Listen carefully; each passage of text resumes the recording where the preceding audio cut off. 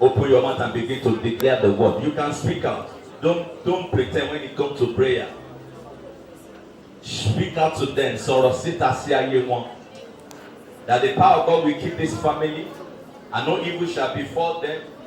Even after this, no one will. The Lord will not allow anyone to run evil in their lives. And now what's the one? Bible says, "For Lord, your water God can't delay." The plan of the enemy will not prevail over the family. It will not prevail over the husband. It will not prevail over the wife. It will not prevail over the children. Please speak out to them. In Jesus' mighty name we pray.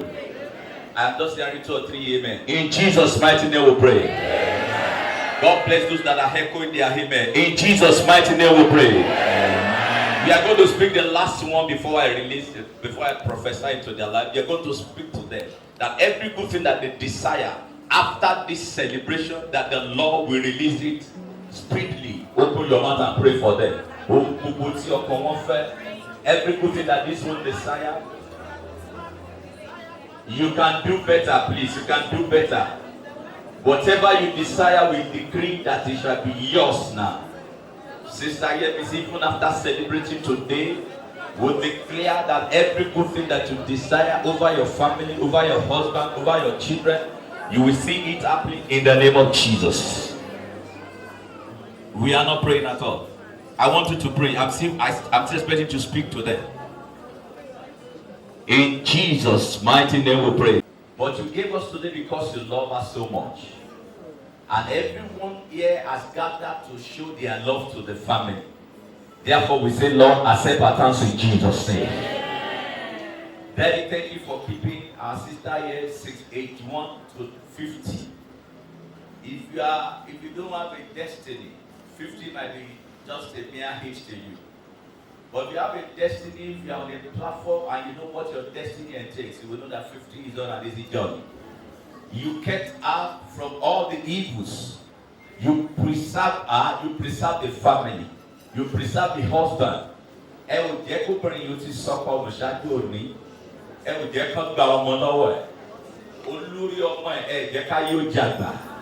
Ọlọ́run tó ṣàánú ìdílé ìgbà ọpẹ́ wa.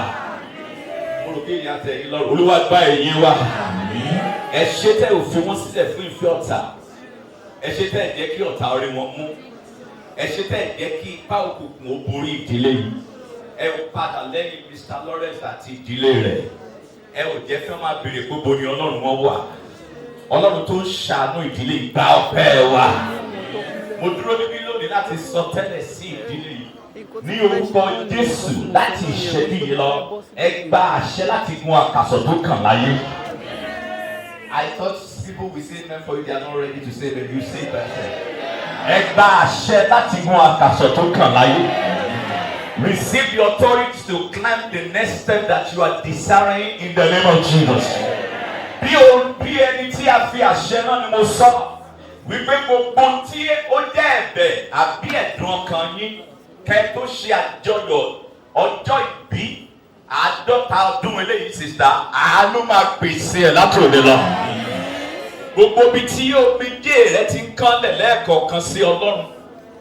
You are not at your best. Whoever is not at his best will have something telling God. And when you pray and you want to pray, maybe sometimes your tears might drop. Kì í ṣe ẹkún ìbànújẹ́ ni mò ń sọ. Gbogbo ibi tí omijé ẹ ti ń kán sílẹ̀ pé Olúwa kí ló dé lórí eléyìí kí ló tẹ́lẹ̀ ò tí ì ṣẹlẹ̀. Ní orúkọ Jésù ni mo sọ di àṣẹ àánú máa gbé wá lójijì. Gbogbo ilẹ̀kùn tó kàn tẹ́ kàn nínú ìdílé yìí Mr. Lawrence ìtẹ́yìn kàn Sister Yemisi ìtẹ́ kàn Daniel Pat àti Blessing gbogbo ilẹ̀kùn tẹ́yìn èèyàn yìí kàn tí ò ṣí. I stand as a mouthpiece of God here and I declare that don't open in the name of Jesus. Àṣà kọ wípé ẹ gbé orí yín sókè ẹ̀yin ẹnu ọ̀nà tádẹ̀ gbé yín sókè ẹ̀yin ilẹ̀kùn ayérayé kí ọba ògo kó wọ inú ayé yìí àti ìdílé yìí wá. Wọ́n ní ta ni ọba ògo náà? Mo ní Olúwa tó le tó lágbára ní ogun. Òun ni ọba ògo. Olúwa tó le tó lágbára ní ogun. Lórúkọ Jésù ó yá ṣáájú ìdílé fún àṣeyọrí. Gbogbo ẹnikẹ́ni tó bá tún pinnu tàbọ̀rọ̀ ibi sí ẹnikẹ́ni nínú yín. The Bible says where the children of God gather, then we find the children of the evil ones.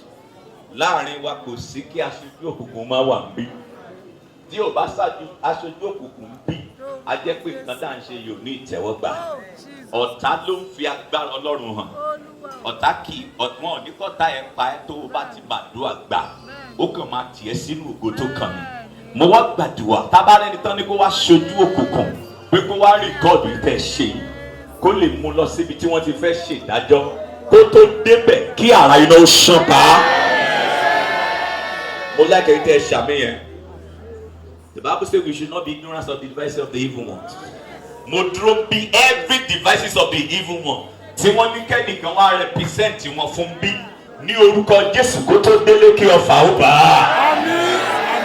Gbogbo ẹni ó bá ní kí ní dùnnú ìdílé ìtẹ́ fi ṣe léyìí pé kí ló dùnnú wọn tó fi ṣàjọyọ̀ eléyìí. Èmi dúró bí ẹni tí a fi àṣẹ rán irú ẹni bẹ́ẹ̀ kí ilẹ̀kùn ire àti àṣeyọrí kò tì mọ́. Ẹnikẹ́ni tó bá ṣàjọyọ̀ yín lónìí tí wọ́n ti kúrò lé wọn tá wá ṣàjọyọ̀ yín, mo fi ọwọ́ Ọlọ́run mo ṣí ọ̀run ìṣeré fún gbogbo wọn. Ilẹ̀kùn àánú tí wọ́n náà kàn pé báwo ni àjọyọ̀ máa kàn mí. Tó bá wà lára àwọn tó rí àmì ṣe àjọyọ̀ yẹn kàn ẹ́ lójijì. I don't know the age you are longing to be. Mi ìmọ̀jọ́ tó wò pé ṣé mi náà dọjọ́ báyìí láyé. Mi ìmàṣeyọrí tó wò pé báwo ló máa kàn ẹ́. Bóyá ọjọ́ ayọ̀ ọmọ ẹ àbí ti ọkọ ẹ àbí ti aya ẹ. Nítorí pé o wá celebrate ìdílé yìí pàápàá Mrs.Yemisi lónìí ọjọ́ ayọ̀ ẹ dé lójijì. Mrs.Yemisi mo sọ tẹ́lẹ̀ máa gun àkàsọ̀ sí àkàsọ̀. Kò ní sí ẹni tí yóò dá dúró. Agbára ilé ọkọ ò ní dá dúró. Agbára ìdílé ikúdóró ò ní dá dúró. Agbára agbègbè tó ń ṣiṣẹ́ kò ní dá dúró. Ègún tàbí èpè tó máa ń já obìnrin nílé ọkọ ègún yẹn ò ní jà ẹ́. Wàá jèrè iṣẹ́ tó ṣe. Wàá jèrè ọkọ rẹ̀. Wàá jèrè àwọn ọmọ rẹ̀.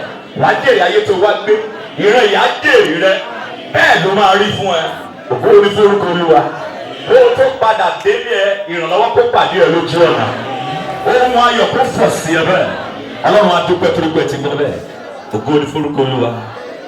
Orin tán ní kí n fi parẹ́ rí gbogbo yẹn abáyín kọ́ ní ìgbà mẹ́ta máa kúrò bíi tèmi. Ẹ ṣeun tẹ́ ó padà. Ẹ ṣeun tẹ́ ó padà. Ẹ ṣeun tẹ́ ó padà. Ní ẹ̀yìn wọn ò abiyamọ. Ẹ ṣé Olúwa, ẹ ṣeun tẹ́ ó padà. Ẹ kọ́ kí n gbọ́. Ẹ ṣeun tẹ́ ó padà. Ẹ ṣeun tẹ́ ó padà. Nílé yìí o bàbá rere. Ní gbogbo ọjọ́ tẹ́ bá ń pè ọ̀run yóò máa dá yín lónú lé. Kò ní padà lẹ́yìn ọwọ́ ayé òde ní káyé. Ẹ ó máa lọ láti pàdé ipa. Ẹ máa láti ṣẹ́gun dé ṣẹ́gun.